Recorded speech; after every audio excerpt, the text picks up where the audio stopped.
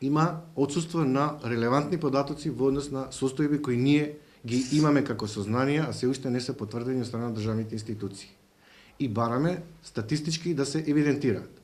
Одговарам веднаш на новинарско прашање дека во Република Македонија, според нашите сознанија, 1500 деца не се евидентирани во извод од матична книга на родените и тие се најчесто жртви на најлоши форми на злоупотреба на детскиот труд, од трговија со деца, детски органи, исчезнати, грабнати деца и детска проституција. Вториот проблем, кој постојано го потенцираме, е дека секојдневно на улиците, ни сите крстосници во градот и во државата има околу 2000 деца, чиј труд се злоупотребува на најсуров начин и од страна на родителите и од страна на тие кои ги користат за заработка.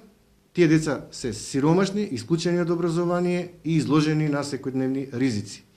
Таа бројка сакаме исто така да се евидентира во Државниот завод за статистика и да се потврди од Министерството за внатрешни работи и Министерството за труд и социјална политика.